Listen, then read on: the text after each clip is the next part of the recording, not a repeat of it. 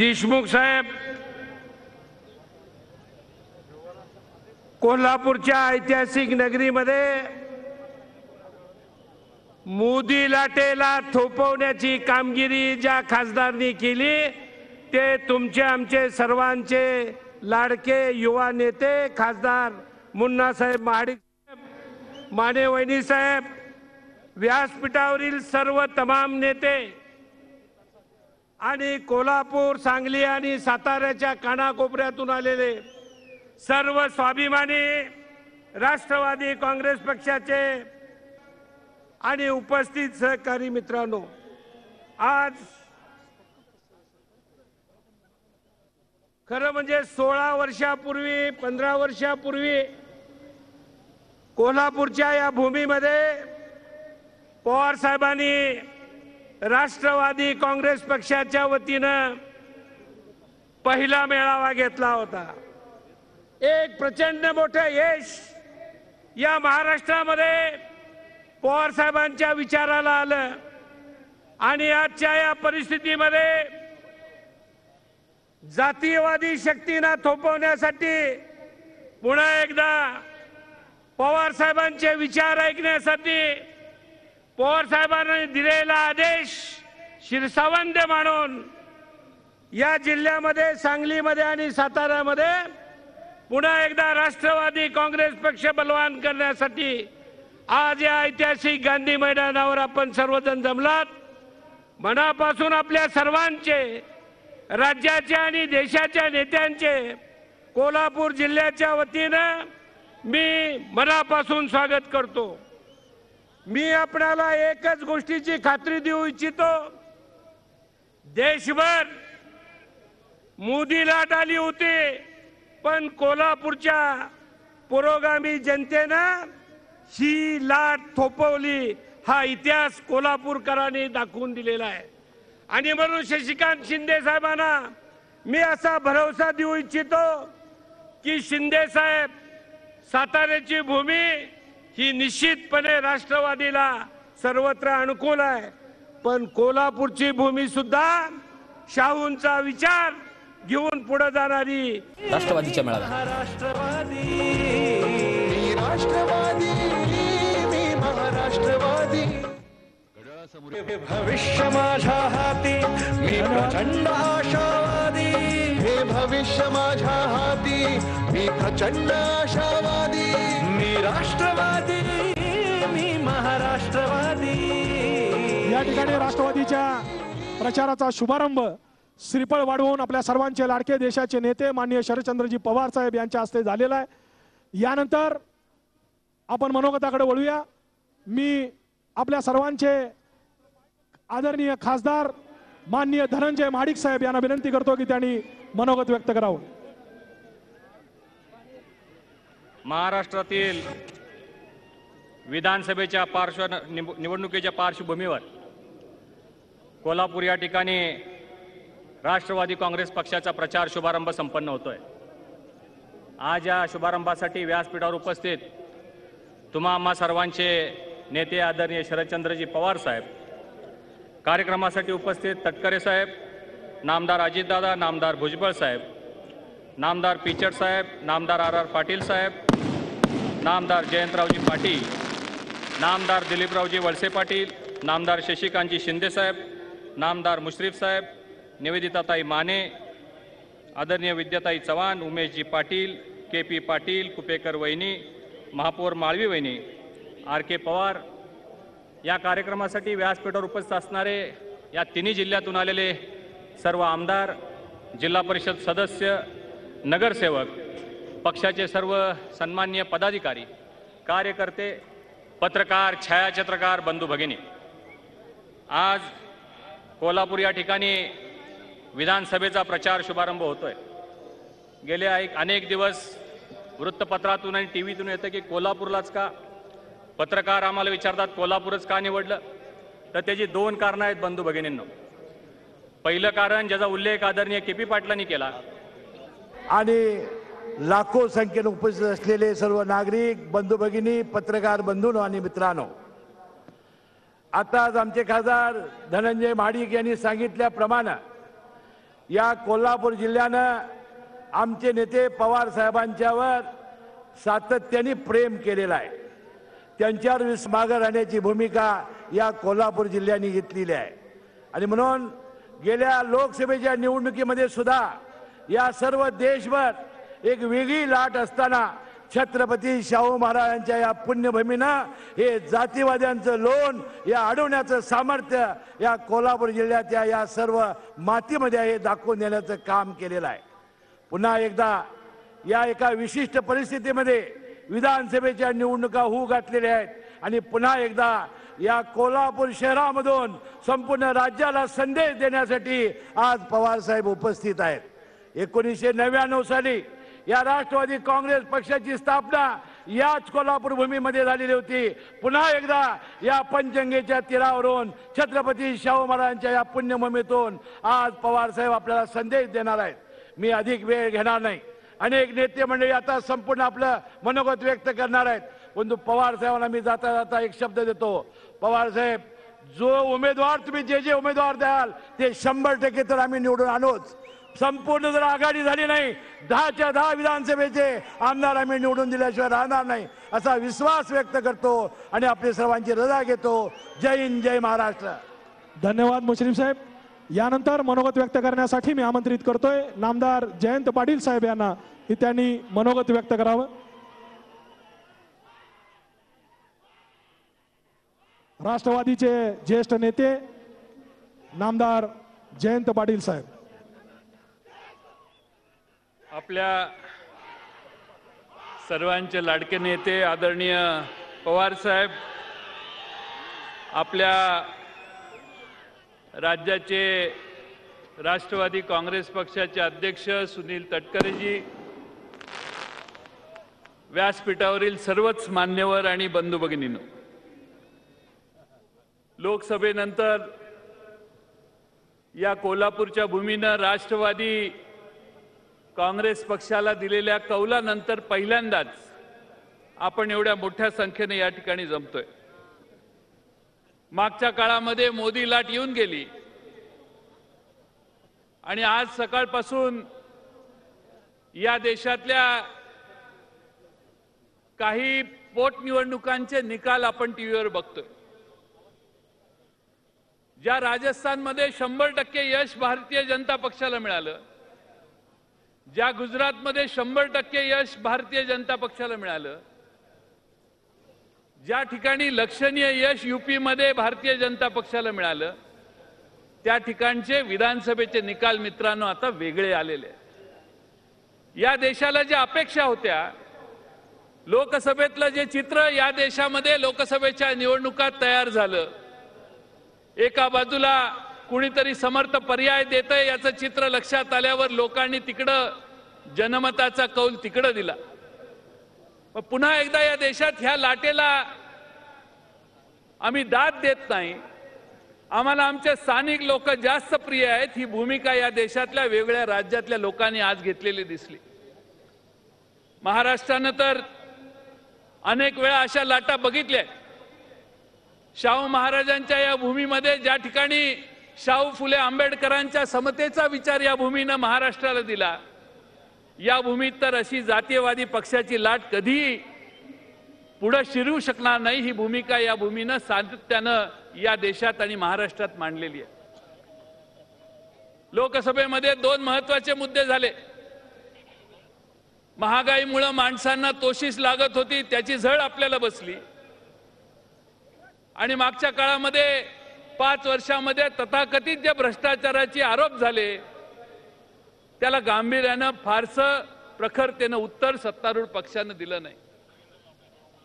मी अनेक वेळा अनेक ठिकाणी सांगतो, आमचे त्यावेळचे नेते आणि देशाचे प्रधानमंत्री यांनी फार मोठा संयम दाखवला आणि संयम दाखवल्यामुळं महाराष्ट्राच्या कानाकोपऱ्यात नाही तर देशातल्या कानाकोपऱ्यात कोणतंही संकट आलं तर आज महाराष्ट्रातल्या या नेत्याकडे माणसं येतात आणि प्रश्नाचं उत्तर मागायला सुरुवात करतात. आणि म्हणून आपण गांभीर्यानं बघितलं पाहिजे की या देशातल्या महाराष्ट्रातल्या कोणत्याही पक्षापेक्षा प्रशासनावर उत्तम पकड असणारी टीम आदरणीय पवार साहेबांनी या महाराष्ट्रात घडवण्याचं काम केलेलं आहे.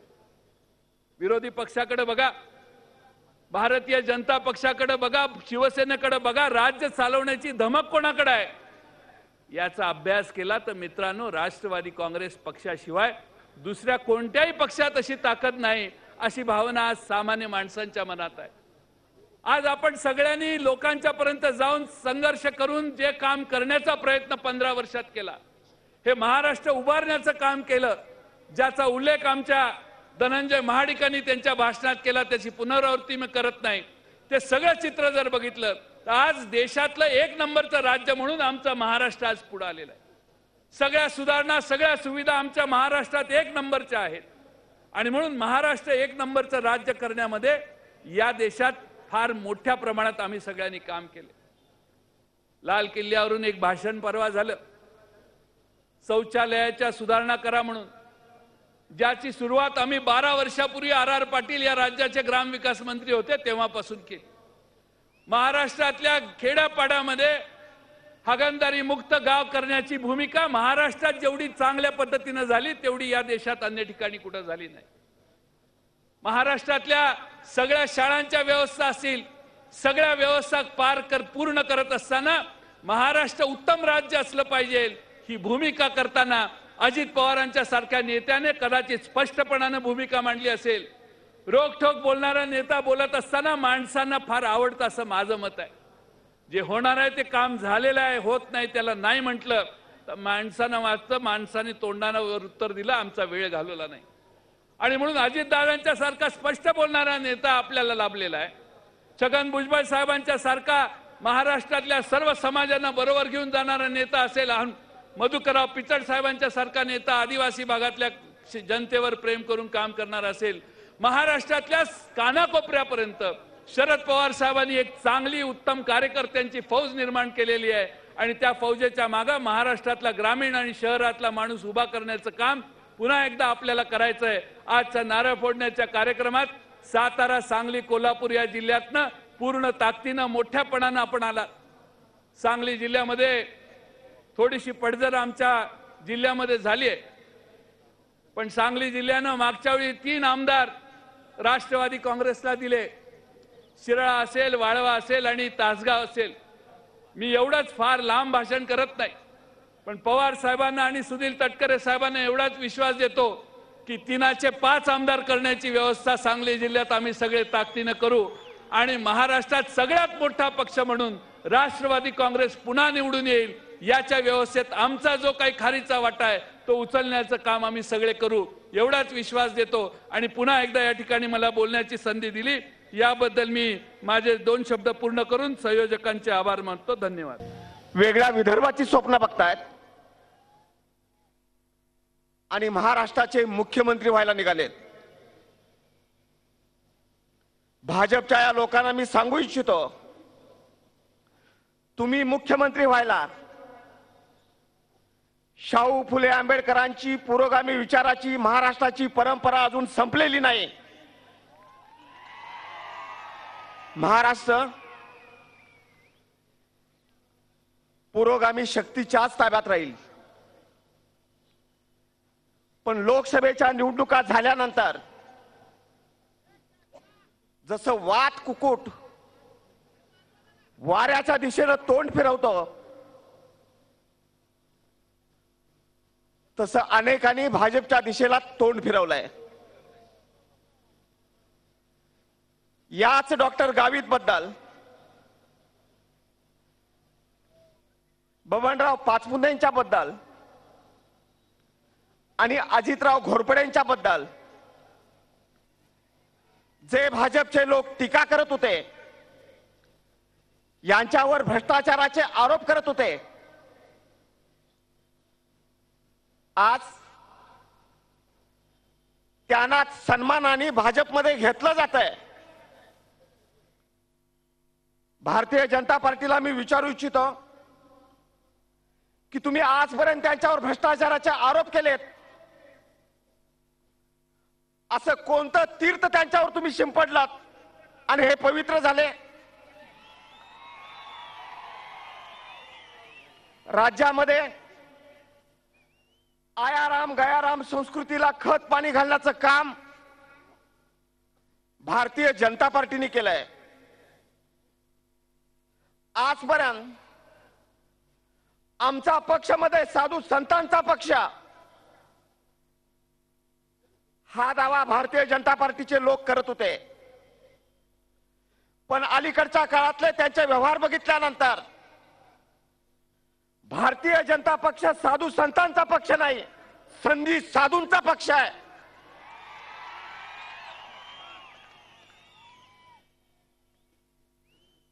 आज एवढ्या आणि असल्या लोकांनी भाजपमध्ये प्रवेश केलाय.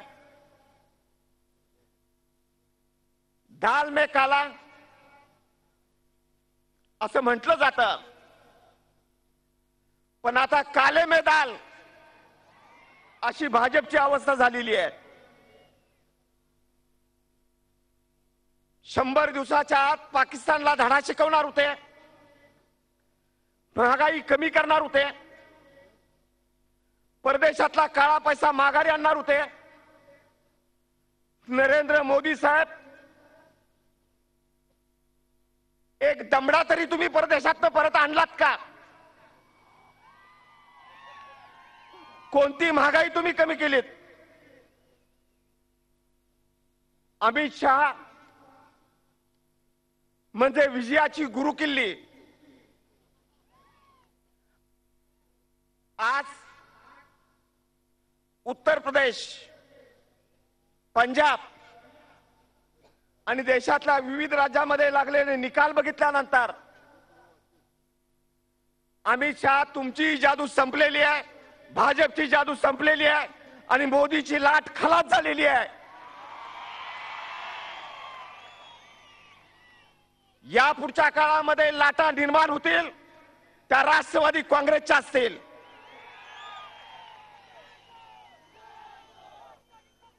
उद्धवजी ठाकरे,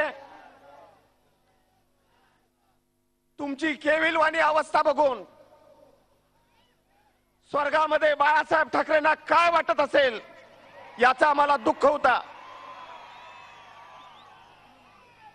आज जर बाळासाहेब असते तर पक्षाचा एकही खासदार नसताना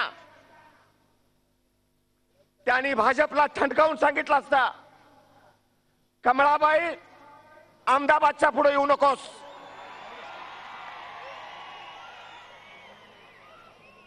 पण उद्धवजी, तुम्ही अमित शहाला पायगाड्या घालताय.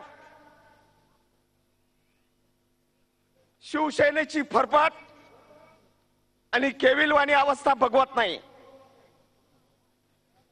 बाळासाहेबांचा स्वाभिमानी बाणा दाखवायचा असेल तर सेनेनं सांगितलं पाहिजे, भाजप गेली उडत, आम्ही स्वबळावर लढू. पण ती हिंमत उद्धव ठाकरे दाखवणार आहेत, तेवढी हिंमत त्यांच्यामध्ये आहे. आपल्या सगळ्या भागामध्ये गेल्या अनेक शतकामध्ये झाला नाही असा शेतकऱ्यांचा नेता आणि हितकर्ता जन्माला आलाय. गृहमंत्री म्हणून काम करताना एक ही दिवाळी मला कधी सुखाने घालू दिली नाही. बारामती म्हणजे आंदोलनाचं पंढरपूर. आज शेतकरी संघटनेला आणि राजू शेट्टींना मी विचारू इच्छितो,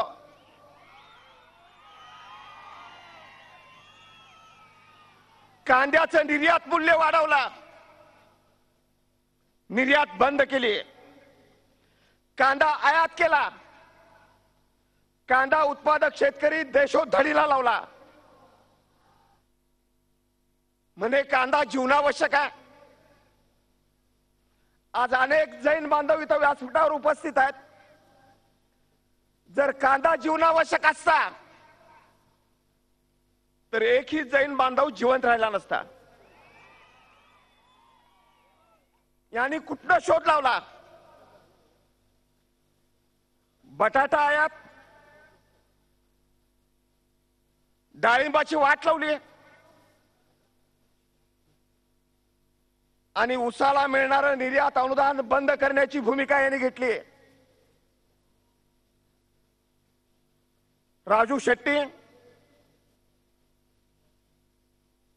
तुम्हाला शेतकऱ्याबद्दल जरा जरी कळवळ असेल तर खासदारकीवर लात मारा. मोठी नैसर्गिक आपत्ती आली.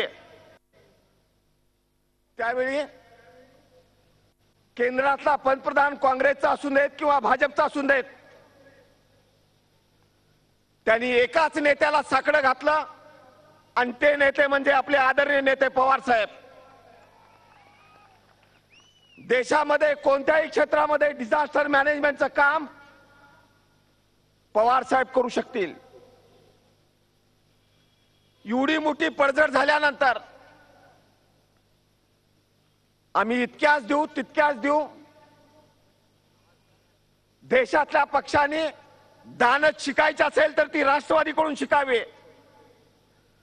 2004 साली आमचे आमदार जास्त असताना सुद्धा मुख्यमंत्री तुमचा झाला तरी चालेल, पण शाहू फुले आंबेडकरांच्या महाराष्ट्रामध्ये जातीयवादी मुख्यमंत्री होता उपयोगाचा नाही.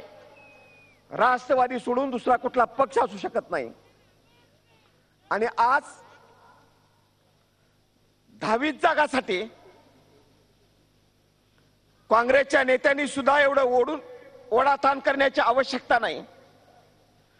आपल्या समोर आव्हान आहे जातीवादी पक्षाचा. जो पक्ष ज्या पक्षाची विचारधारा शेतकऱ्याच्या विरोधात आहे, बहुजन समाजाच्या विरोधात आहे, कष्टकऱ्याच्या विरोधात आहे, त्या विचारधारेशी लढताना सगळ्या पुरोगामी शक्तींनी एकत्र व्हायची आवश्यकता आहे. पण ते न करता जाती जातीमध्ये तेढ निर्माण करणाऱ्या आणि धर्माधर्मामध्ये संघर्ष, आता हे राज्य तोडायला निघालेत. मुंबई महाराष्ट्रापासून बाजूला करायला निघालेत. खूप सावध राहण्याची आवश्यकता आहे. ज्या भूमीमध्ये राष्ट्रवादी काँग्रेसची स्थापना झाली तिथंच आज प्रचाराचा शुभारंभ होतोय.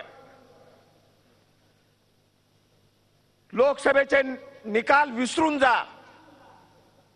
देशातल्या जनतेने ते कधीच विसरलेत. पहिल्यांदा पोटनिवडणुका झाल्या, म्हटले लाट ओसरली नाही. आज दुसऱ्यांदा पोटनिवडणुकीचे निकाल लागले, भाजपचे नेते म्हणतात अजूनही लाट ओसरली नाही. येणाऱ्या विधानसभेच्या निवडणुकीमध्ये असा भीमटोला देऊया की लाटच काय लोकसभेचे निकाल हे विसरून जातील. आदरणीय पवारसाहेब, पक्षाचे राष्ट्रीय अध्यक्ष म्हणून आम्ही कार्यकर्ते आपल्याला ग्वाही देतो. आम्ही जीवाचं रान करू, रक्ताचं पाणी करू, पण शाहू फुले आंबेडकरांच्या महाराष्ट्रामध्ये पुन्हा एकदा पुरोगामी पक्ष आणि आपला विचार हाच मजबूत राहील. त्यासाठी प्रयत्नांची शिकस्त करू. आणि आपणही सगळ्यांनी पक्ष मोठे होतात त्यासाठी जसा पक्षाचा कार्यक्रम असावा लागतो, नेता असावा लागतो, तसं पक्ष मोठे होतात ते कार्यकर्त्यांच्यामुळं. आज सगळ्या क्षेत्रातले मोठ्या संख्येने कार्यकर्ते राष्ट्रवादी काँग्रेस पक्षाजवळ आहेत. तुम्हीच पक्षाची ताकद आहात. जोमानी कामाला लागूया. खरं म्हणजे हा गुजरातचा मनुष्य, याला हिशोब किताब याच्यामध्ये हुशार असतात हे लोक, पण कसा काय हिशोब याचा चुकतो. बजेट किती मिळालं, भ्रष्टाचार त्याच्या दुप्पट. हा प्रकार त्यांचा आजचा नाही, पहिल्यापासूनचा त्यांचा हा प्रकार आहे. राष्ट्रवादी काँग्रेस पक्षावर काम करणाऱ्या लोकांवर खोटे नाटे आरोप करण्याचा गेल्या 15-20 वर्षातला हा प्रघात आहे. 2004 सालामध्ये माझ्यावर सुद्धा असेच आरोप केले तेलगी प्रकरणामध्ये. सीबीआयची चौकशी झाली, वाजपेयींचं सरकार होतं, छगन भुजबळचं नाव सुद्धा त्या चार्जशीट मध्ये आलं नाही, एवढंच सगळं काही क्लिअर होतं. पण आरोपावर आरोप करायचे, कोर्टात जायचं आणि मग कोर्टातून ऍफिडेव्हिट करा, अमुक करा, तमुक करा, हे कोर्टाचं काम सुरू झालं की त्यालाच प्रसिद्धी द्यायची आणि शिक्कामोर्तब करायचं की हा भ्रष्टाचार झाला. ही त्यांची आजची प्रथा नाही, फार जुनी प्रथा. शिवसेना, बीजेपी रोज त्यांचं चाललेलं आहे. एकत्र येणार नाही येणार, येणार नाही येणार, 150 वर्षाखाली नाही, अमुक नाही तमुक नाही. मला या शिवसेनेच्या लोकांना पहिल्यांदा विचारायचंय, या भाजप बरोबर ज्या वेळेला तुम्ही बसता आहात त्यावेळेला भाजपने आजच जाहीर केलेला आहे की आम्ही वेगळा विदर्भ देणार म्हणजे देणार. 105 हुतात्म्यांच्या बलिदानानं हा मुंबईसह संयुक्त महाराष्ट्र तुम्ही आम्ही मिळवला. महाराष्ट्र तोडण्याचं काम बीजेपी करणार आणि शिवसेना त्याला साथ देणार काय, हा शिवसेनेच्या समोरचा प्रश्न मी त्यांना विचारू शकतो. काय चाललेला आजकाल तर वर्तमानपत्रामध्ये तर मोठी गंमतच आहे. जागा वाटप सुरू आहे, सामनामधून सांगितलं जातं घटस्फोटाच्या गोष्टी करू नका. त्यांचं म्हणणं असं, म्हणजे आम्हाला कधी शिकवलं नव्हतं राजकारणामध्ये,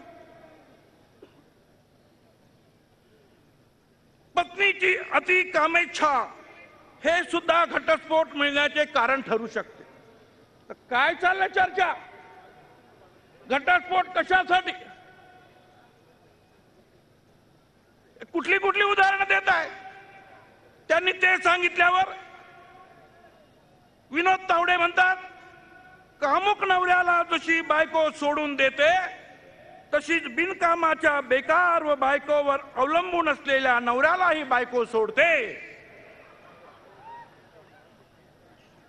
काय चाललंय या महाराष्ट्रामध्ये, राजकारणामध्ये कसली उदाहरणं देतात, कोण नवरा कोण बायको, आणि उद्या 144 झाल्यानंतर मग कोण बायको कोण आणि नवरा कोण.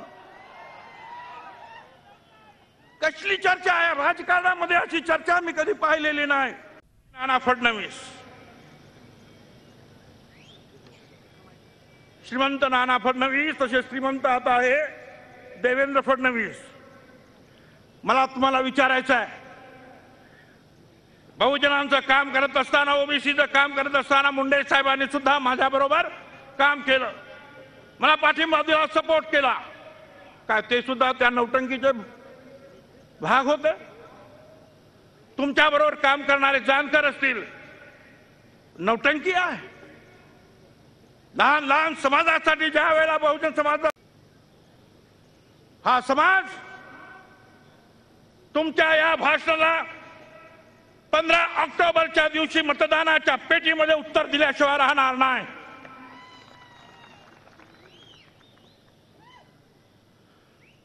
कुठली भाषा करता तुम्ही?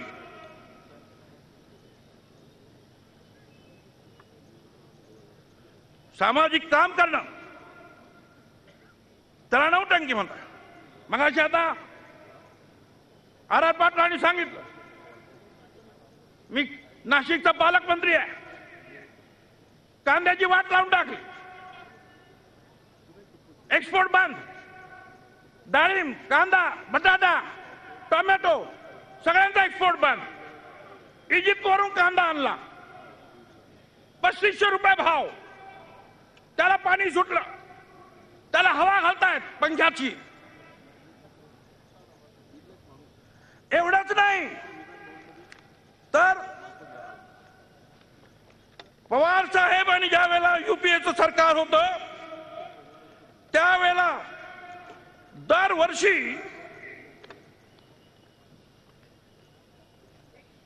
मिनिमम सपोर्ट प्राइस जाहीर व्हायचं. त्याच्यामध्ये दरवर्षी 15 ते 20% जे आहे मिनिमम सपोर्ट प्राइस त्याच्यामध्ये वाढ होत होती. आज काय परिस्थिती आहे? युपीए सरकारमध्ये पवार साहेब आपण होता 20 ते 40% वाढ मिळत होती. मागच्या या वर्षी 17% महागाई भत्ता सरकारी कर्मचाऱ्यांना वाढून मिळाला. टोटल म्हणजे 17% महागाई वाढली. आणि या सपोर्ट प्राइस मध्ये किती वाढ केली? भातामध्ये 4.5%, बाजरीमध्ये 6%, मुगामध्ये 3%, उडीद 0%, सूर्यफूल 0% आणि कापूस 2.5%. म्हणजे 17% जर महागाई जर वाढली असं तुम्ही म्हणतात आणि महागाई भत्ता सरकारी कर्मचाऱ्यांना वाढवून दिला, तर या शेतकऱ्यांना मात्र तुम्ही 2%, 3%, 4% फक्त देत आहात. हा कुठला कायदा आहे?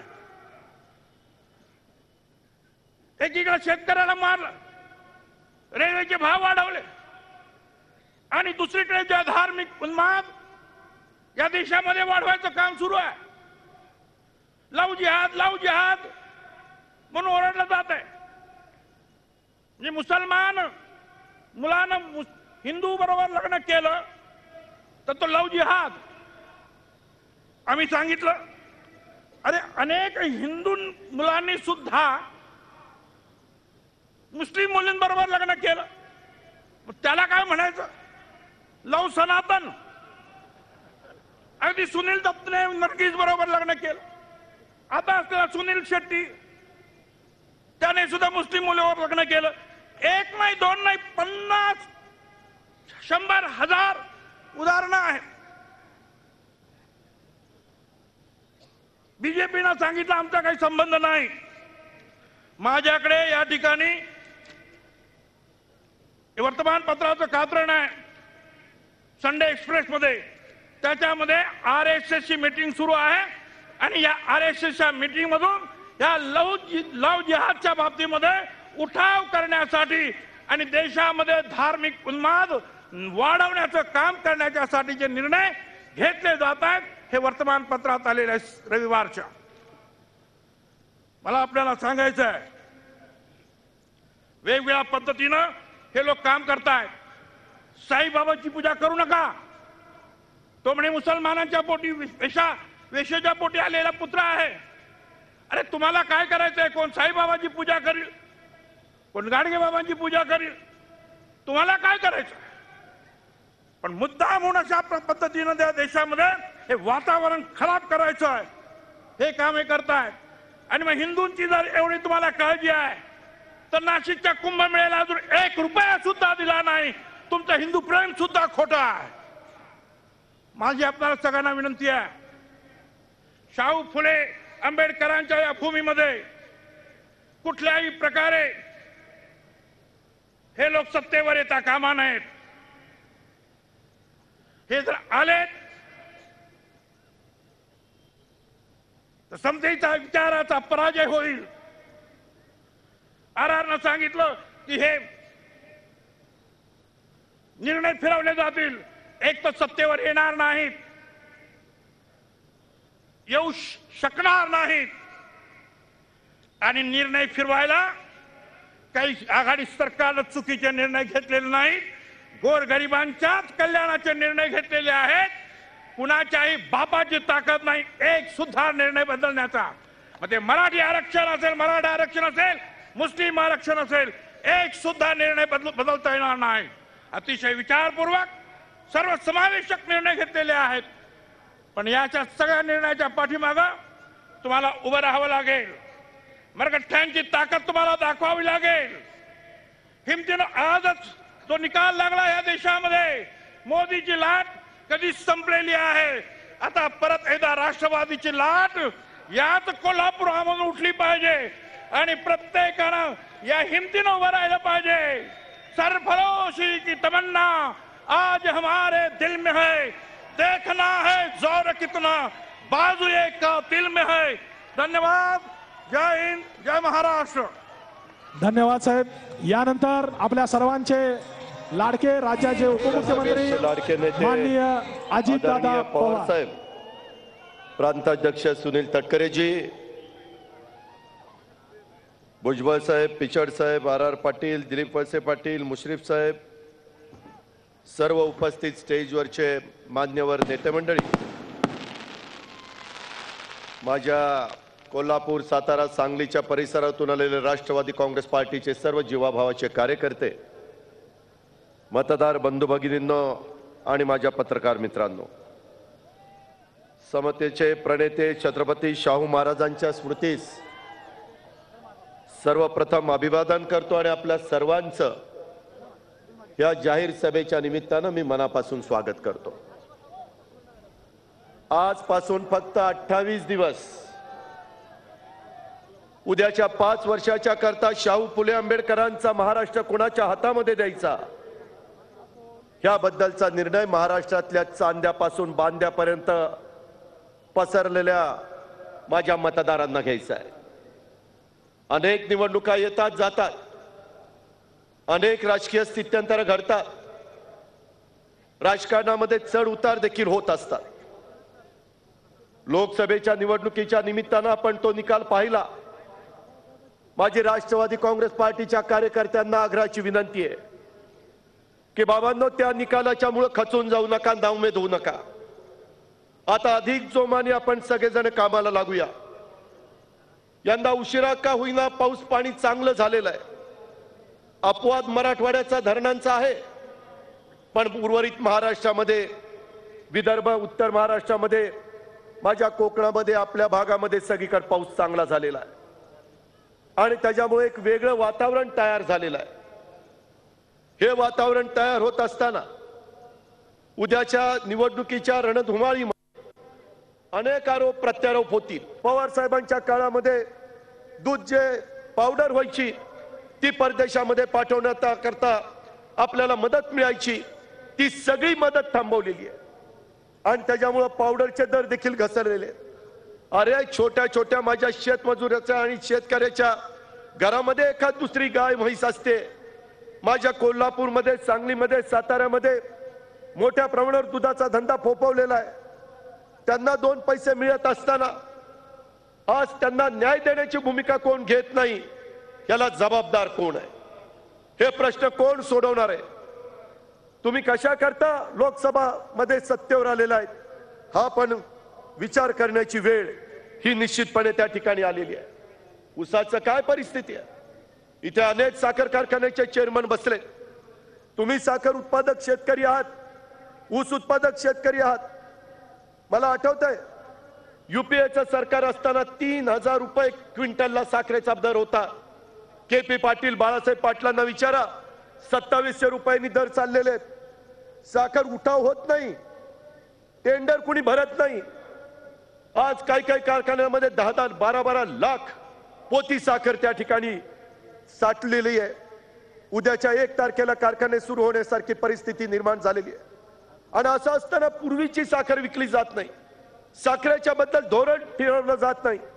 मलाही माहिती आहे की साखर खाणाऱ्या वर्गाला पण साखर किफायतशीर दरामध्ये मिळाली पाहिजे, परंतु साखर पिकवणारा, ऊस पिकवणारा माझा जो बळीराजा आहे, माझा जो शेतकरी आहे, त्याला 2 पैसे मिळाले नको? त्यानं त्या ठिकाणी त्या धंद्याकडे राहायला नको? याबद्दलचा विचार आज केंद्रामध्ये आलेलं केंद्र सरकार करत नाही. ह्याही गोष्टीची दखल महाराष्ट्राच्या कानाकोपऱ्यामधल्या ऊस उत्पादक शेतकऱ्यांनी या निमित्तानं घेतली पाहिजे. अनेक प्रश्न आहेत. गेले 15 वर्ष आम्ही आघाडी सरकारच्या माध्यमातून काम करतोय. हे काम करत असताना मला या गोष्टीची जाणीव आहे की या सगळ्या प्रश्नाच्या संदर्भामध्ये गेल्या 5 वर्षामध्ये भुजबळ साहेब, आर पाटील, मुश्रीफ साहेब, जयंतराव, पिचड साहेब, आम्ही सगळ्यांनी मिळून अनेक महत्वाचे निर्णय राज्य मंत्रिमंडळामध्ये घेतले. ते सगळे आपल्या सर्वांच्या पुढे आहेत. विशेषतः राष्ट्रवादी काँग्रेस पार्टीच्याकडे जे जे विभाग होते ते निर्णय घेण्याच्या करता जनतेचं भलं कशात आहे, जनतेला मदत कशात होणार आहे, मागासवर्गीय समाज, वंचित घटक, आदिवासी समाज, माझा विद्यार्थी, माझा तरुण वर्ग, याला मदत कशात होणार आहे? ती भूमिका आम्ही त्या ठिकाणी घेत गेलेलो आहे. त्याच्यामध्ये कुठं तसूभर देखील आम्ही कमी पडलो नाही. माझी तर या जाहीर सभेच्या निमित्तानं महाराष्ट्राच्या कानाकोपऱ्यातल्या मतदार बंधू भगिनींना विनंती आहे. 10 वर्षापूर्वी या राज्यामध्ये ज्या विधानसभेच्या निवडणुका झालेल्या होत्या त्यावेळेस सर्वात जास्त जागा जिंकणारा पक्ष हा राष्ट्रवादी काँग्रेस पार्टी होती. याही निवडणुकीमध्ये महाराष्ट्रातल्या जनतेने सर्वात जास्त जागा जिंकणारा पक्ष हा राष्ट्रवादी काँग्रेस पार्टी असला पाहिजे याबद्दलचा आपण त्या ठिकाणी किमया करून दाखवा. मी अंबाबाईच्या साक्षीनं कोल्हापूरच्या परिसरामध्ये सांगतो की जे जे प्रश्न अजून बाकी राहिलेले आहेत ते प्रश्न उद्याच्या काळामध्ये सर्वात जास्त जागा राष्ट्रवादी काँग्रेस पार्टीच्या आल्या तर 100 दिवसामध्ये ते प्रश्न सोडून दाखवीन हा शब्द मी आजच्या जाहीर सभेच्या निमित्तानं देतो. मुश्रीफ साहेब, KP पाटील, RK पवार, धनंजय महाडिक, तुम्हाला आठवत असेल महानगरपालिकेच्या निवडणुकीच्या निमित्तानं याच नगरीमध्ये मी स्वतः सांगितलेलं होतं माझ्या काळंबावाडी धरणातनं बंद पाईपमधनं पाणी ह्या शहराला देण्याच्या करता तुम्ही आमच्या हातात मध्ये महानगरपालिका द्या. ते पाणी आम्ही तुम्हाला निश्चितपणे देण्याचं काम करू, ते कृती करून दाखवू. तशा पद्धतीचं काम आपण सुरू केलेलं आहे. इथं आल्यानंतर किंवा महाराष्ट्रामध्ये नेहमी कोल्हापूरच्या टोल बद्दल, बारामतीच्या टोल बद्दल, खारघरच्या टोल बद्दल, महाराष्ट्रातल्या टोल बद्दल बोललं जातं. अर्थमंत्री यांना त्यांनी सांगितलेलं होतं की खारघरचा टोल कुणाकुणाला द्यावा लागणार आहे. माझ्या कोल्हापूर, सातारा, सांगली, सोलापूर, नगर, बीड, उस्मानाबाद, लातूर, औरंगाबाद, नगर ह्या सगळ्या भाग आणि माझा सिंधुदुर्ग, रत्नागिरी, रायगड या सगळ्या भागातले ज्यावेळेस मुंबईला माझे नागरिक जातात त्यांना एक्सप्रेस हायवे संपल्यानंतर खारघरचा टोल द्यावा लागणार आहे. प्रशांत ठाकूर आमच्या काँग्रेस पक्षाचा आमदार म्हणतोय की त्या टोलच्या बद्दल काही निर्णय घ्या. मी सांगितलं 1000 कोटी रुपये सिडकोनी द्यावेत, 200 कोटी रुपये MMRD ने द्यावेत, 1200 कोटी रुपये देऊन टाका, टोल सगळा माफ झाला असता. परंतु दुर्दैवाने त्या ठिकाणी झालं नाही. मी मगाशीच सांगितलं जे आमच्या हातामध्ये असतं ते आम्ही त्या ठिकाणी तातडीने निर्णय घेतो. मी आज कोल्हापूरकरांना सांगतो ज्या पद्धतीनं बंद पाईपलाईन मधनं पाणी आणण्याच्या बद्दलचा निर्णय मी तुमच्या करता घेऊन दाखवला. उद्याच्या काळामध्ये सर्वात जास्त जागा राष्ट्रवादी काँग्रेस पार्टीच्या निवडून द्या. 100 दिवसामध्ये कोल्हापूरचा टोल मी बंद करून दाखवेन. कुणाला काही सांगणार नाही. खारघरचा टोल बंद करीन. आज बदनामी केली जाते की बारामतीचा टोल बंद आहे. आज देखील बारामतीचा टोल चालू आहे. परंतु तो टोल बंद व्हावा म्हणून काही ना काही मार्ग काढण्याचा प्रयत्न लोकप्रतिनिधी या नात्याने आमच्यासारख्या कार्यकर्त्याचा चाललेला आहे. हे फक्त या 3 टोलच्या बद्दल सांगत नाही, राज्यामध्ये हे घडलं पाहिजे. मधल्या काळामध्ये अर्थसंकल्प सादर करत असताना 350 कोटी रुपये बजेटमध्ये तरतूद केली आणि या महाराष्ट्रातले काही टोल भुजबळ साहेबांना विचारा, त्यांच्याशी चर्चा करून आपण त्या ठिकाणी बंद केलेले. मला याची जाणीव आहे. महाराष्ट्राच्या कानाकोपऱ्यामध्ये फिरत असताना माझ्या सहकार्यांना, प्रवाशांना त्याचा त्रास होतो. तोही त्रास दूर करण्याचं काम निश्चितपणे उद्याच्या काळामध्ये आमचं सरकार त्या ठिकाणी करील याबद्दल तिळमात्र शंका आपण त्या ठिकाणी मनामध्ये ठेवण्याचं काही कारण नाही. माझी आपल्याला विनंती आहे की काही जण बोलतात. मध्ये विनोद तावडे ते तर काही बरडायला लागलेत, काही आगाना पिछा. खरं तर हे विनोद तावडे कधी लोकांच्यातनं निवडून आले नाहीत. आजपर्यंत हा पट्ट्या कधी विधानसभेत निवडून आला नाही आणि नाही ते बरडायला लागलेला. याचाही विचार जनतेने त्या ठिकाणी केला पाहिजे. अरे लोकांच्या मध्ये गेलं पाहिजे, लोकांचे प्रश्न समजून घेतले पाहिजे आणि लोकांच्या प्रश्नाची तड लावली पाहिजे. ती धमक आणि ताकद ही राष्ट्रवादी काँग्रेस पार्टीच्या मध्ये आणि त्या पद्धतीनं उद्याच्या काळामध्ये आपल्याला सगळ्यांना वाटचाल करायची. आज आपण सगळ्यांनी भाषण ऐकत असताना मी RR पाटलांचं भाषण तर बारकाईनं ऐकत होतो. इथं बरेच जण प्रतिसाद देत होते. तासगावची बरीच मंडळी आलेली दिसत आहेत. RRचं भाषण ऐकल्यानंतर तटकरे साहेब आता सटकलीये, आता आमची माझी सटकलीये. आता काही झालं तरी आमच्या जनतेला राग यायला लागलाय. मला राग येतोय, मला राग येतोय. आता अजिबात मागे हलायचं नाही. आता कुणाचाही विचार करायचा नाही. एकच ध्येय, एकच विचार, फक्त तुमचं माझं घड्याळ जिथं जाईल तिथं घड्याळाचा विचार आपण करायचा आहे.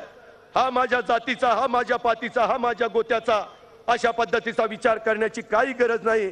खऱ्या अर्थाने पुन्हा एकदा शाहू फुले आंबेडकरांचं राज्य, समतेचं राज्य, रयतेचं राज्य आणण्याच्या करता राष्ट्रवादी काँग्रेस पार्टी निश्चितपणे कटिबद्ध राहील हा शब्द देतो आणि आपल्या सगळ्यांची रजा घेतो. जय हिंद, जय महाराष्ट्र. या महाराष्ट्रातली सामाजिक समता जोपासण्याच्या दृष्टिकोनातून राष्ट्रवादी काँग्रेस पक्षाला खूप मोठ्या प्रमाणावरती पुढाकार घ्यायचा आहे.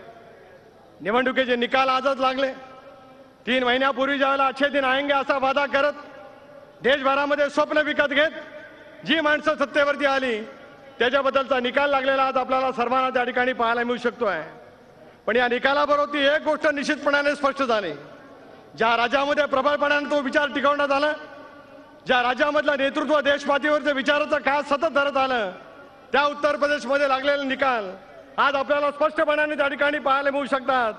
मुलायम सिंग आणि त्यांच्या चिरंजीवाचं सरकार मधल्या कालावधीमध्ये बदनाम करण्याचा प्रयत्न एका बाजूला झाला, परंतु लागलेल्या या पोटनिवडणुकीच्या निकालामध्ये 11 पैकी 9 जागांवरती समाजवादी पक्षाला यश मिळालं. आज तुमचा आणि माझा हा राष्ट्रवादी काँग्रेस पक्ष आदरणीय पवार साहेबांच्या विचारधारेतून जो काही काम करतो आहे, उद्याचा दिवस, उद्याची आकांक्षा, उद्याच्या अपेक्षा तुमच्या आणि माझ्या राष्ट्रवादी काँग्रेस पक्षाचा आहेत हे आता सिद्ध करण्याची वेळ आपल्या सर्वांच्या वरती त्या निमित्ताने आलेली आहे. सर्व सहकाऱ्यांनी या ठिकाणी उल्लेख केला. आदरणीय पवार साहेबांनी या महाराष्ट्राला गेली 50 वर्ष जोपासण्याचा प्रयत्न केला. शाहू फुले आंबेडकरांच्या या विचारसरणीला बळ देण्याचा प्रयत्न केला. महाराष्ट्र सर्वतोपरी घडवण्याचा प्रयत्न केला. पण बरोबरच गेल्या 10 वर्षामध्ये या शेतकऱ्यांच्या हिताच्या दृष्टिकोनातून प्रत्येक निर्णय घेण्याची मनोभूमिका त्यांनी त्या ठिकाणी दाखवली. आज तुम्हाला आणि मला काय पाहायला मिळत आहे, देशामध्ये ज्याला भारतीय जनता पक्षाचं सरकार आलं, त्यांच्या मित्र पक्षाचं सरकार आलं. भुजबळ साहेब, तुम्ही या ठिकाणची यादी वाचून दाखवली ती सत्य आहे.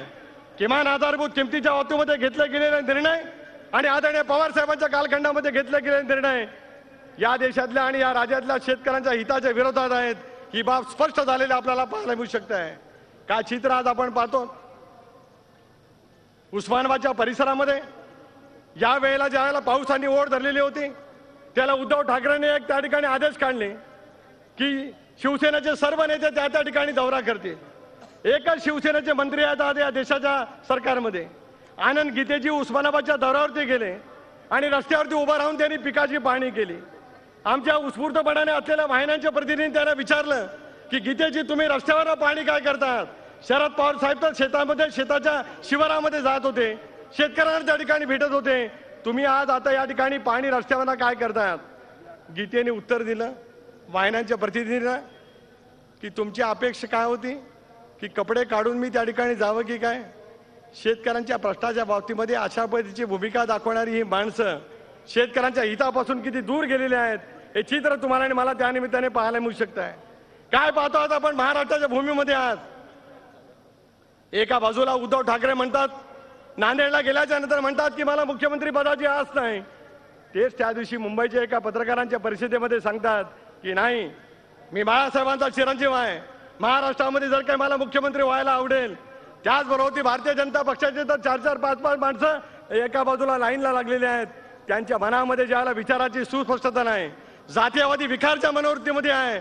जो विचार शाहू फुले आंबेडकरांच्या सामाजिक समतेच्या विरोधामध्ये राहिला, या विचाराला बळ देणार की शेतकऱ्यांच्या हिताचे निर्णय घेण्याच्या दृष्टिकोनातून ज्या राष्ट्रवादी काँग्रेस पक्षाने पावलं उचलली त्याला आम्ही सर्व शक्तिमान बनवणार, याचीच आज आपल्याला खऱ्या अर्थाने गरज निश्चितपणाने भासते आहे. मी आज सवाल विचारू इच्छितोय शिवसेनेच्या नेत्यांना. एका बाजूला भारतीय जनता पक्षाचं सरकार देशामध्ये आलं, जैतापूर अणुऊर्जा ऊर्जा प्रकल्पाला तुम्ही विरोध केलात, संयुक्त महाराष्ट्र राहावा अशी तुम्ही भूमिका घेतलीत. विदर्भ राज्यापासून वेगळा केला जाईल ही भूमिका भारतीय जनता पक्षाने घेतली. भारतीय जनता पक्षाच्या केंद्रीय नेतृत्वानी मधल्या कालावधीमध्ये एक भूमिका स्पष्ट केली. मुंबईमध्ये स्वतंत्रपणाने यंत्रणा असावी, मुंबई वेगळी केली जावी. मग संयुक्त महाराष्ट्राच्या भूमीमध्ये 105 हुतात्म्यांनी जे काही बलिदान केलं ते सार्थकी ठरवण्याचं काम पुढच्या कालावधीमध्ये नेमकं कोण करणार हा एक सवाल या महाराष्ट्रातल्या जनतेच्या समोर या निमित्ताने आलेला आहे. माझी आपल्याला सर्वांना कळकळीची विनंती आहे. या कळकळीच्या विनंती बरोबरच आमच्या मित्र पक्षाला सुद्धा या निमित्ताने मी सांगू इच्छितो आहे, आजचे निकाल हे केवळ एका कोणाच्या बाजूला लागले नाही, धर्मनिरपेक्ष विचाराची शक्ती मजबूत करण्यासाठी पवार साहेबांनी 2004 सालामध्ये पुढाकार घेतला, युपीएचं गठन केलं, सर्व या देशातली धर्मनिरपेक्ष विचार एकत्रित आणण्याचा प्रयत्न केला. त्याच्यातून त्यावेळेला वाजपेयीचं सरकार बाजूला गेलं. आता आमच्या विचाराशिवाय या महाराष्ट्रामध्ये कोणाला पाऊल टाकता येणार नाही, ही सुद्धा आज आपल्याला कर्तव्यभारी दाखवण्याची आवश्यकता निश्चितपणाने भासते आहे. मला अभिमान आहे राष्ट्रवादी काँग्रेसचा प्रदेशाध्यक्ष म्हणून. माझ्या सांगली, सातारा, कोल्हापूर जिल्ह्यातील सर्व सहकार्यांनी या ठिकाणी सांगितलं, जेवढे उमेदवार राष्ट्रवादी काँग्रेस पक्षाच्या घड्याळाच्या चिन्हावरती राहतील त्यांना 100% साथ देण्याचं काम या 3 जिल्ह्याच्या माध्यमातून होणार आहे. याच्यात माझ्यासारख्या कार्यकर्त्याच्या मनामध्ये काही शंका आणण्याचं काही कारण आहे. अनेकांना सुद्धा असं वाटलं की कोल्हापूर पासूनच आम्ही प्रचाराची सुरुवात काय करतो, ही भूमी पवित्र आहे, आम्हा मातेचं दर्शन घ्यावं, शाहू महाराजांच्या पवित्र स्मृतीला अभिवादन करावं, ती विचारसरणीचा गंध मनामध्ये दाखवावा, त्या विचारसरणीच्या माध्यमातून महाराष्ट्राला प्रगतीपथावरती न्यावं, हाच विचार गेले अनेक वर्षे या महाराष्ट्राच्या भूमीमध्ये करण्याचा प्रामाणिकपणाचा प्रयत्न केला आहे. जिथे कोल्हापूर पासून सुरुवात होते मुश्रीफ साहेब, तिथे यशाची चढती कमान होत असते. 99 सालामध्ये हेच पाहिलं आणि आज मला अभिमान वाटतो आहे प्रदेश अध्यक्ष या नात्याने की कोल्हापूर पासून आमच्या प्रचाराची सुरुवात झाली. 13 तारखेला 14 तारखेला ज्याला प्रचार बंद होईल, 13 तारखेला बंद होईल, 19 तारखेला ज्याला निकाल लागतील त्याला महाराष्ट्राच्या कानाकोपऱ्यामध्ये घड्याळाचा गजरच आम्हाला ऐकायला मिळेल, असा सार्थ विश्वास आज या कार्यक्रमाच्या निमित्ताने या ठिकाणी व्यक्त करतो. तुम्ही सर्वांनी अथक मेहनत घेतली. आजच्या या प्रचारासाठी सर्वांच प्रचार सभेकडे सर्वांचंच लक्ष द्या निमित्ताने लागलेलं आहे आणि आज महाराष्ट्रातली जनता एका वेगळ्या अपेक्षेने पवार साहेब आपल्या नेतृत्वाकडे पाहते आहे. अजितदादाच्या कणखरपणाने तुम्ही या ठिकाणी विचार व्यक्त केलेत, भुजबळ साहेबांनी व्यक्त केले, आबांनी व्यक्त केले. पिचड साहेब आज तुम्ही या व्यासपीठावरती उपस्थित आहात, जयंतराव असतील, दिलीप वळसे पाटील साहेब असतील, आज माझे सर्व सहकारी या निमित्ताने आहेत. कणखरपणाने आणि आत्मविश्वासाने निर्धाराने सामान्य माणसाची ताकद मनामध्ये ठेवत आम्ही अधिक विचारांनी जर का कामाला लागलो तर महाराष्ट्रामध्ये राष्ट्रवादी काँग्रेस पक्षाशिवाय पर्याय नाही. ही विचाराची भूमी आहे, ही संतांची भूमी आहे, ही पुरोगामी विचाराची भूमी आहे. या विचाराला ताकद आणि शक्ती देण्याचं काम आपण सर्वजण निश्चितपणाने कराल, असाच गाढ विश्वास आज या कार्यक्रमाच्या निमित्ताने व्यक्त करतो. आणि पुन्हा एकदा उठूया, पुन्हा एकदा या महाराष्ट्राचा उषाकाल घडवण्याच्या दृष्टीकोनातून आपण सर्वांनी मिळून एकत्रितपणाने कामाला लागूया, एवढीच कैकाची विनंती करतो आणि थांबतो. जय हिंद, जय महाराष्ट्र, जय राष्ट्रवादी. धन्यवाद साहेब. यानंतर ज्यांच्या मार्गदर्शनाची आपल्याला प्रतीक्षा लागून राहिली होती ते देशाचे नेते माननीय शरदचंद्रजी पवार साहेब हे आपल्याला मार्गदर्शन करतील. महाराष्ट्र मेला तरी राष्ट्र मेले, मराठ्याविना रणगाडा न चाले, महाराष्ट्र मेला तरी राष्ट्र मेले, मराठ्याविना रणगाडा न चाले, खरा वीर वैरी पराधीनतेचा, महाराष्ट्र आधार या भारताचा, महाराष्ट्र आधार या भारताचा. देशाचे नेते नामदार शरदचंद्रजी पवार साहेब. नगरीच्या महापौर, राष्ट्रवादी काँग्रेस पक्षाचे महाराष्ट्राचे अध्यक्ष श्री सुनील तटकरे, राज्याचे उपमुख्यमंत्री श्री अजित पवार, व्यासपीठावर असलेले पालकमंत्री नामदार हसन मुश्रीफ, ग्रामीण विकास खात्याचे मंत्री जयंतराव पाटील, गृह खात्याचे मंत्री शिवदासराव पाटील, महाराष्ट्रातले ज्येष्ठ नेते श्री छगन भुजबळ, मधुकररावजी पिचड, या ठिकाणी उपस्थित असलेल्या राष्ट्रवादी काँग्रेसच्या महिला विभागाच्या प्रमुख निवेदिता मानेताई, संघटनेचे दोन्ही जिल्ह्याचे अध्यक्ष श्री आर के पवार आणि के पी पाटील, व्यासपीठावरचे अन्य सगळे मान्यवर आणि उपस्थित सहकारी बंधू भगिनींनो, महाराष्ट्राच्या विधानसभेच्या निवडणुकीचा कार्यक्रम निवडणूक आयोगानं आता जाहीर केला आहे. महाराष्ट्राचं भवितव्य हे घडवण्याच्या संबंधीची संधी या निमित्तानं आपल्या सगळ्यांच्याकडे असताना तो महाराष्ट्र पुन्हा एकदा देशातलं क्रमांक 1 राज्य होण्याच्यासाठी सामान्य माणसाचा सन्मान वाढवण्याच्यासाठी उपेक्षित माणसाची प्रतिष्ठा वाढवण्याच्यासाठी त्याच्या पदरामध्ये देण्याच्यासाठी इथं राज्य हे राष्ट्रवादी काँग्रेस पक्ष त्यांचे मित्र पक्ष यांच्या हातामध्ये असणं हे गरज आहे. आणि म्हणून त्या मोहिमेची सुरुवात करायची असेल तर सामान्यांच्या हिताच्या संबंधीचा संदेश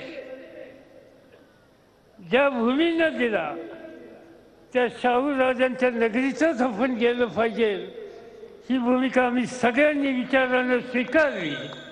आणि मला आनंद आहे की याचा शुभारंभ आज या करवीर नगरीपासून होतोय, शाहू नगरीपासून होतोय. लोकसभेच्या निवडणुका झाल्या. देशामध्ये चित्र वेगळं, महाराष्ट्रामध्ये सुद्धा चित्र वेगळं झालं. पण पुरोगामी विचाराची कास ही कोल्हापूरकरांनी सोडली नाही. कोल्हापूरकरांनी धनंजय महाडिकांना मोठ्या मताने या ठिकाणी विजयी केलं. मी आपल्या सगळ्यांचा अंतःकरणापासून आभार मानतो की या व्यासपीठावर हा विजय संपादन करण्याच्यासाठी तुमचे आशीर्वाद पाहिजेत. ही भूमिका मी लोकांनी मांडली आणि त्याला 100% सहकार्य करण्याची संबंधीची भूमिका तुम्ही घेतली.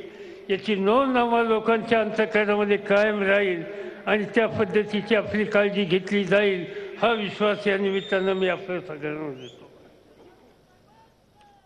आपण यश दिलं राष्ट्रवादीला.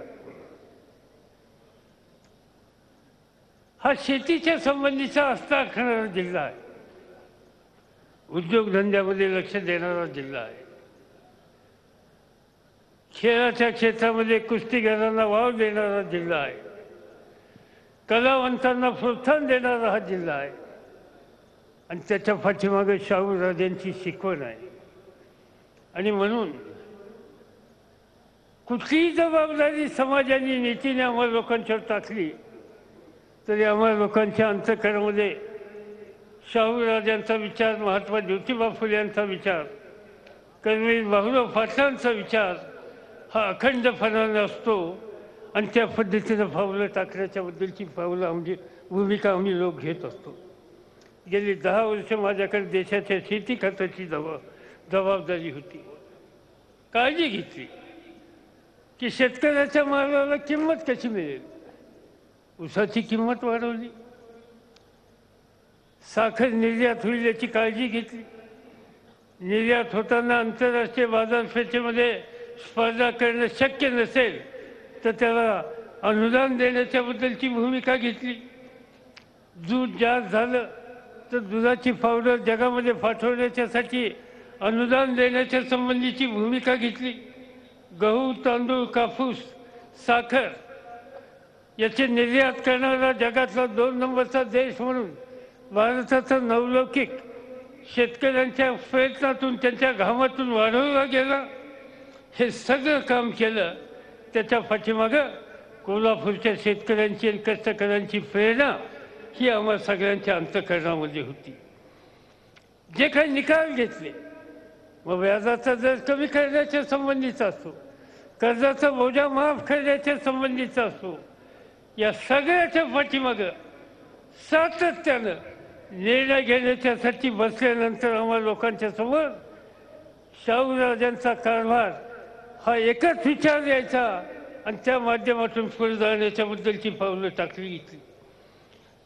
आणि म्हणून आज पुन्हा एकदा हे राज्य मजबूत करायचं असेल आणि काळ्याईची सेवा करणाऱ्या माणसाची प्रतिष्ठा वाढवायची असेल, तरुण माणसाचं जीवन फुलवायचं असेल तर राष्ट्रवादी काँग्रेस पक्षाच्या कार्यक्रमाच्या पाठीशी तुम्ही उभं राहिलं पाहिजे. आणि ती मागणी करण्याच्यासाठी आज आम्ही सगळेजण आपल्या सगळ्यांच्या पुढे येतो. आम्ही लवकरच आमचा जाहीरनामा प्रसिद्ध करणार आहोत. आमचा प्रयत्न आहे की पुन्हा एकदा काम करण्याची संधी तुम्ही दिली तर वयाची 65 वर्ष पूर्ण झालेले अल्पभूधारक शेतकरी, कोरडवाहू शेतकरी आणि शेतमजूर यांना पेन्शन द्यायच्या संबंधीचा कार्यक्रम राबवला जाणार आहे. या राज्यामध्ये पाण्याची कमतरता आहे आणि म्हणून महाराष्ट्रातली 60% शेती ही ठिबकच्या खाली कशी आणता येईल आणि त्यासाठी अनुदान हा 75% पर्यंत देण्याच्या बद्दलची काळजी घेतली जाईल. तो कार्यक्रम आम्ही राबवू इच्छितो. पुढील 5 वर्षामध्ये मागेल त्याला वीज ही शेतीच्या क्षेत्रामध्ये देण्याच्या संबंधीचा धाडसी कार्यक्रम हा या ठिकाणी राबवला जाईल. महाराष्ट्राच्या प्रत्येक नागरिकाला आरोग्य विम्याच्या कक्षेत आणलं जाईल आणि कुणालाही आजारपण आलं, अपघात झाला तर त्या संबंधीची सेवा त्याला करून घेण्याच्या बद्दलची विम्याची योजना संपूर्ण महाराष्ट्राच्या जनतेला लागू करण्याच्या संबंधीचा कार्यक्रम टप्प्याटप्प्याने घेण्याच्या बद्दलचा विचार हा कृतीमध्ये आणला जाईल. महाराष्ट्रामध्ये असलेले इतर मागासवर्गीय यांच्यासाठी मंत्रालयामध्ये स्वतंत्र विभाग करणं आणि त्यांच्या हिताची जपणूक जाणीवपूर्वक करणं याची काळजी घेतली जाईल. अल्पसंख्याकांच्या उन्नतीच्यासाठी मौलाना अब्दुल कलाम आझाद या महामंडळाला आज काहीतरी 500 कोटी रुपये दिले जातात. राज्य हातामध्ये आल्याच्या नंतर ती वाढून ती जवळपास 2000 कोटीवर नेण्याच्या संबंधीचा संकल्प हा त्या ठिकाणी केला जाईल. आणि म्हणून असे अनेक कार्यक्रम महाराष्ट्रातल्या शेवटच्या माणसाला सन्मानानं जगण्याच्यासाठी करण्याची कल्पना आज या ठिकाणी मांडलेली आहे. महाराष्ट्रामध्ये 28,000 ग्रामपंचायती आहेत. त्या सगळ्या ग्रामपंचायतीमध्ये अंतर्गत रस्ते, गटारं ही सिमेंट कॉन्क्रीटची करण्याच्यासाठी त्या ग्रामपंचायतीला अर्थसहाय्य देण्याचा कार्यक्रम हा आम्ही राबवू इच्छितो. आणि म्हणून या पद्धतीनं या सबल महाराष्ट्राचा सर्वांगीण विकास कसा राहील याची काळजी घेण्याची संकल्पना आज राष्ट्रवादी काँग्रेस पक्षाने घेतलेली आहे. हे राज्य दिवसेंदिवस नागरीकरणाकडे जात आहे. 50% लोकसंख्या नागरीकरण होते आणि त्या नागरीकरणामध्ये असलेल्या लोकांचे प्रश्न, तिथल्या झोपडपट्टीवासियांचे प्रश्न आणि तिथं असलेल्या छोट्या मोठ्या उद्योजकांचे प्रश्न, मध्यमवर्गाचे प्रश्न ते सोडवण्यासाठी काही वेगळे कार्यक्रम आज त्या ठिकाणी घेतले जातील. आणि राष्ट्रवादीची ती मनापासूनची इच्छा आहे की या सगळ्या गोष्टीची अंमलबजावणी करायची आणि 5 वर्षाच्या नंतरच्या कालखंडामध्ये देशातलं ते 1 नंबरचं राज्य आहेच, पण राज्यकारभार कसा करावा हे बघायचं असेल तर त्यांनी महाराष्ट्रामध्ये जावं. मग ते कुठल्या खेड्यामध्ये किंवा मुंबईमध्ये त्याची परिस्थिती ही कुणालाही बघायला मिळेल. त्या पद्धतीनं खबरदारी घेण्याचा निकाल आज राष्ट्रवादी काँग्रेस पक्षाने घेतलेला आहे. आणि म्हणून या पद्धतीनं आम्ही जाऊ इच्छितो. आज देशाचं राज्य भाजपकडे गेलं आहे. लोकांनी त्यांच्या हातामध्ये सत्ता दिली. काय चित्र दिसत आहे? पुन्हा एकदा माणसामध्ये अंतर वाढवायची पावलं टाकायला दिसतात. कुणी काय सांगतंय, कुणाला प्रोत्साहन केलं जात आहे. आज मी पार्लमेंटमध्ये बघतो भगवी वस्त्र केली आलेली अनेक मंडळीच्या ठिकाणी येऊन बसलेली आहेत. लोकांच्या दुखण्यामध्ये त्यांचं लक्ष नाही, पण त्या निमित्तानं एक धार्मिक तेढ समाजामध्ये वाढेल कशी याबद्दलची ते खबरदारी घेत आहेत. मगाशी छगन भुजबळांनी उल्लेख केला. एक भाजपचे खासदार स्वतःला संत म्हणतात आणि समाजातल्या अल्पसंख्याक समाजावर वेगवेगळ्या प्रकारचे आरोप करून दहशतवादाच्या संबंधीचे सहकारी म्हणण्याचा फलक मदल मारतात. याचा अर्थ या देशातल्या सामाजिक ऐक्याला सुरुंग लावण्याच्या संबंधीची कामगिरी या वर्गाच्याकडून सातत्यानं केली जाते. नको त्या गोष्टीवर वाद वाढवला जातो. साईबाबा जन्माने कोण होते? ते ब्राह्मण होते का, ते मुस्लिम होते का, ते आणखीन कोणी होते? याच्या संबंधीच्या खोलामध्ये जाण्याचा कोणाला विचार नाही.